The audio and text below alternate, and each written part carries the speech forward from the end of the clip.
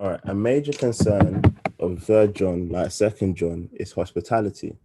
This time, sorry about that. Let me just mute my phone. This time, instead of discouraging hospitality to false teachers, John wants to encourage hospitality for traveling missionaries who speak the truth. So we see in Second John that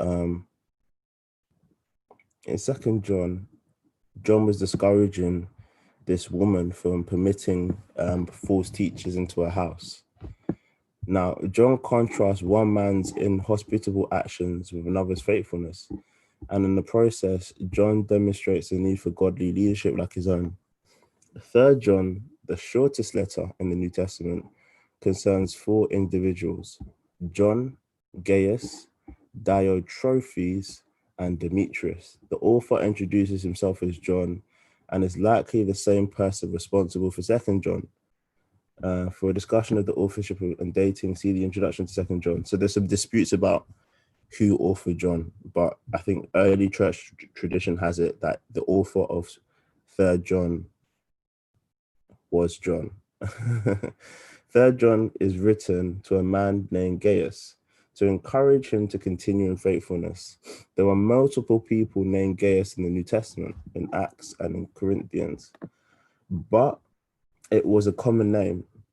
So Gaius, I guess, is the modern day equivalent of like a David or a Sam. And the Gaius of Third John cannot be clearly identified with any of them. If the Apostle John wrote the letters, it is likely that Gaius was a part of a church community in Asia Minor, where John lived in his later life. So we know that the book of Third John would have been written around 100 AD, well, between 90 AD and 100 AD, or even maybe a bit later. Unlike 1 to 2nd John, it is not clear that the primary issue behind this letter is false teachings. Instead, there seems to be some kind of power struggle in the church. A man named Diotrephes has tried to take control, while others such as Gaius are walking in the truth. Interesting. Has anyone ever seen a power struggle in the church before? Like people competing for power? That's a yes or no? A power struggle in the church. Very fascinating. Okay. John, who clearly has some kind of authority over this community, is attempting to straighten out the issue from afar. John also rebukes Diotrephes for refusing to acknowledge his authority or to welcome his fellow ministers. In response to the situation, John has sent a man named Demetrius to represent him, but the letter says he might come himself.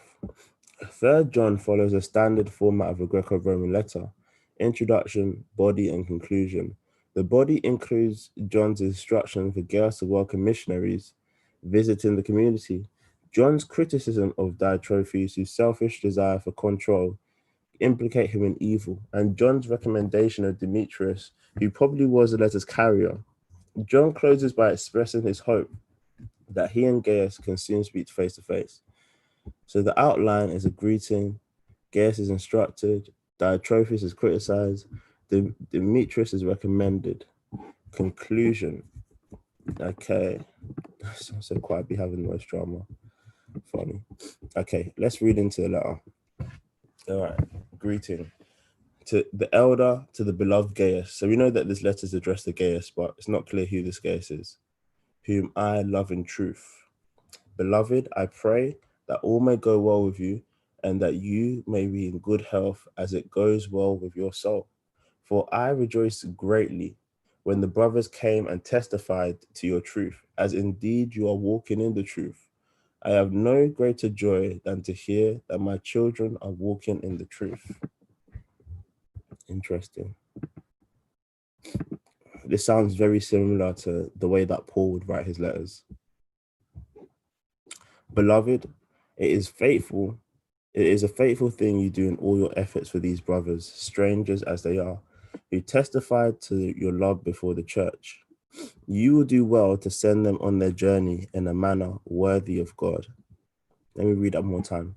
Beloved, it is a faithful thing you do in all your efforts for these brothers, strangers as they are, who testified to your love before the church. You will do well to send them on their journey in a manner worthy of God. Okay, so what John is talking about here in the first couple of verses is missionaries. So it seems that this Gaius has been showing hospitality towards missionaries, and they sent a good report back to the Apostle John. Let's see what. So the commentary says, brothers refers to missionaries associated with or familiar to John. Familial language was common among believers in the early church. They have testified to your love. Before appealing to Gaius for support, John praises the reputation that Gaius has made for himself by being hospitable and showing goodwill towards traveling missionaries. Interesting. So we can see that probably this was Asia Minor, but there was a lot of traveling missionaries, and John was showing hospitality to them. So there's a contrast between this this book, and Second John, where John is warning not to entertain false teachers, but Gaius is being Gaius is being commended for his hospitality. Verse 7, for they have gone out for the sakes of the name, accepting nothing from the Gentiles. And whose name do you think John is talking about? For the sake of whose name?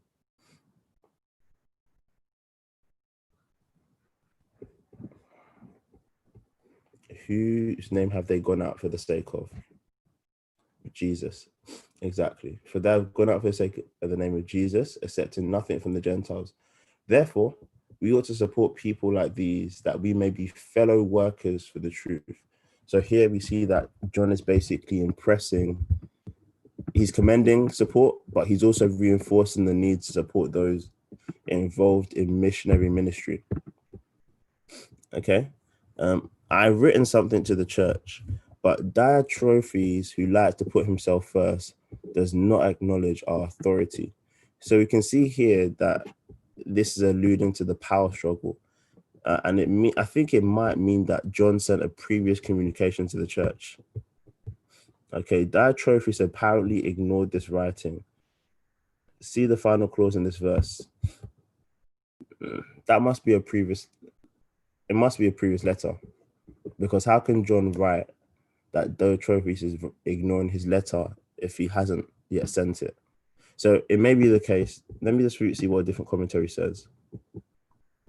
Refers to a letter that has not been preserved, although some think it could refer to First John. There have always been struggles for power and status in the church. Diotrephes should have deferred the authority to the Apostle John. So it may be that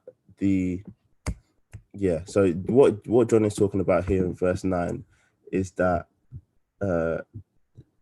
it's probably that maybe Diotrephes had seen First John, which has warnings against false teachers that teach things like Docetism, and it may be that Diotrephes saw this letter and thought nothing of it, if that makes sense. So he says, I've written something to the church, but this Diotrephes guy, who likes to put himself first, does not acknowledge our authority. And I guess the interesting thing is, because of Diotrephes' pride, he has become desensitized to a message that would otherwise train him in the way of righteousness. Okay, so now I've kind of spoken on a bit, but does anyone have any thoughts or questions they'd like to ask before we read on?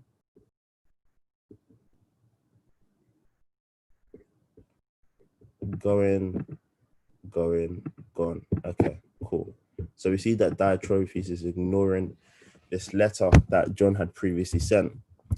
So in verse 10, it says, so if I come, I will bring up what he is doing, talking wicked nonsense against us. This John guy is on smoke, and not content with that, he refuses to welcome the brothers and also stops those who want to and puts them out of the church. Wow, this Diotrephes guy is a very, very contentious guy. And we see here that John isn't afraid to publicly shame Diotrephes. And why is that? Why isn't John afraid to name him publicly?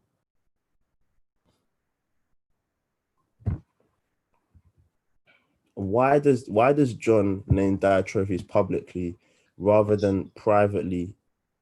I think it's one of the ones where like he was doing more harm than good. Do you know what I mean? So I think he had to publicly disgrace him before he does any more harm to the church. so that the church will know that this person's a false teacher and that he's just trying to bring dispute and division within the church.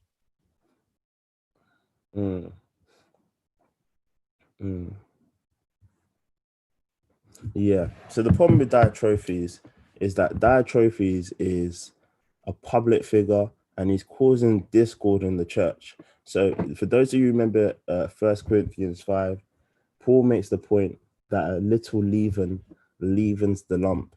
And when a person starts to publicly corrupt the body of believers, in fact, when anyone begins to corrupt the body of believers, so there's two distinctions I want to make here.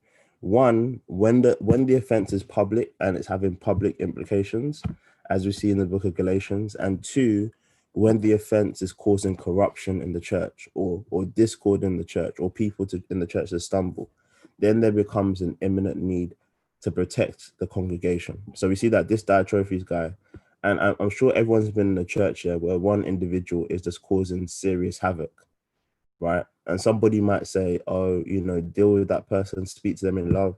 But if a person is causing havoc to a church, you have to take extreme measures. Has anyone ever been in a situation where they've seen someone causing havoc in a church, like one individual? I'm just curious. You don't have to say it. I just wanted to like a yes or no. Like, have you seen that? Yeah. So I'm sure having seen that experientially, you can see how strong the need is to take decisive action, in a way that you might not need to if somebody was, I don't know, struggling with sexual sin or something in their personal life. Like, this person is is an imminent threat to the congregation, so action needs to be taken. So I want to start from verse 9 again. I've written something to the church, but Diotrephes, who likes to put himself first, does not acknowledge our authority. So if I come, I will bring up what he is doing, talking wicked nonsense against us. So not only is Diotrephes ignoring authority, but this guy is slandering John. And you can imagine the kind of things this guy would have been saying, talking wicked nonsense against us. And not content with that, he refuses to welcome the brothers and also stops those who want to and puts them out of the church. So it seems, okay, what does he mean stops those who want to and puts them out of the church? Is he kicking people out of the church? Sorry, I think maybe the way he acts puts people off from serving, from being in the church. Yeah, that's probably it. But it says here, does not receive brothers. Apparently he was asked to do so in an earlier trip. Diotrephes may have been using John's word against false teachers in 2 John, against the missionaries and John himself. Interesting. So we see that Diotrephes is kind of kicking people out of the church. But there's a question about I don't think this may not be the case, but I don't think Diotrephes' problem was false teaching.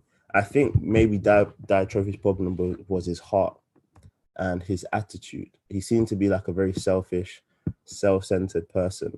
And as a consequence, he was causing discord, talking, slandering John. So Diotrephes' issue seems to be more of a power issue than a false doctrine issue. But as a consequence, he's causing all kinds of issues in the church. So I'm not content with that. He refuses to welcome the brothers. So remember, at the beginning of the book, John commends Gaius for welcoming brothers. So it seems that this Diotrephes guy wasn't very welcoming to missionaries, and also wants to stop those who want. Okay, now it makes sense. So Diotrephes wasn't welcoming to missionaries, and he also stops those who want to, and puts them out of the church. So I definitely think that Diotrephes' problem was power.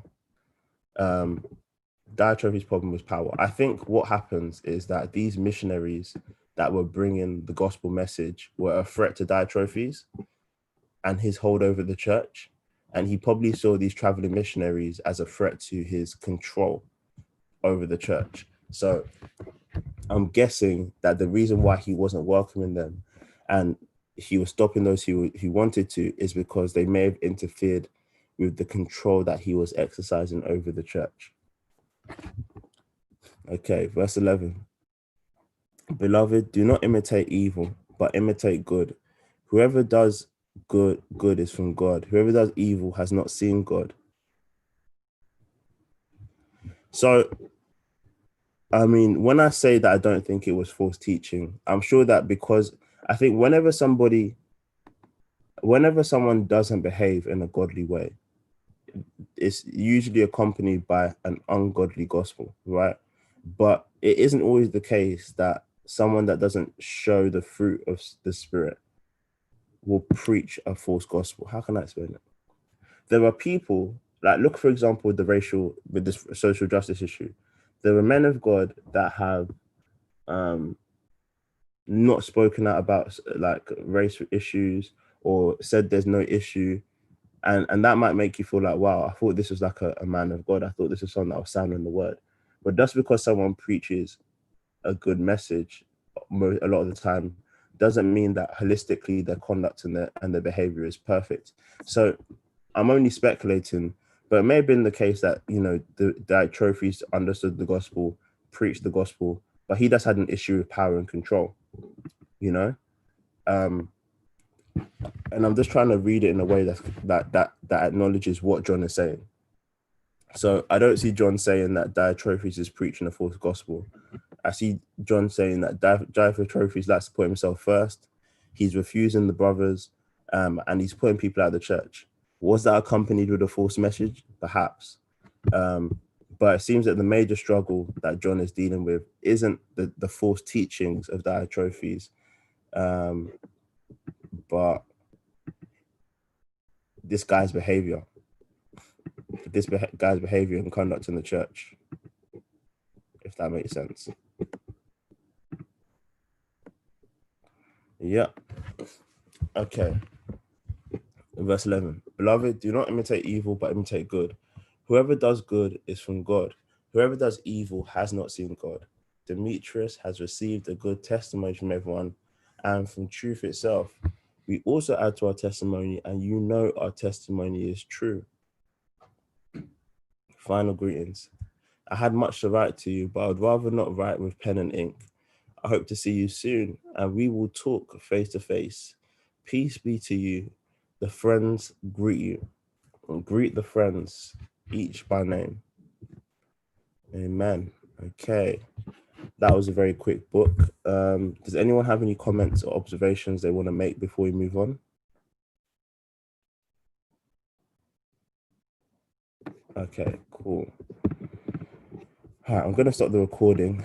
I think the next book we're going to move on to is the book of Hebrews. Yeah.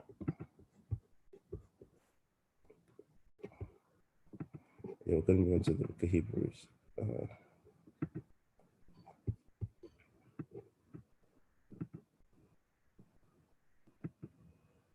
Nice, all praises to the Lord. I think Hebrews is quite a challenging book, so we're not going to move through it very quickly. Yeah. But I think Hebrews is a very insightful book. Okay, so it's quite long. I imagine this is going to cover quite a few studies. Okay, so let's read the introduction to Hebrews. Man said take our time and try and listen. Okay, back to me. Okay, I'm going to start another live stream.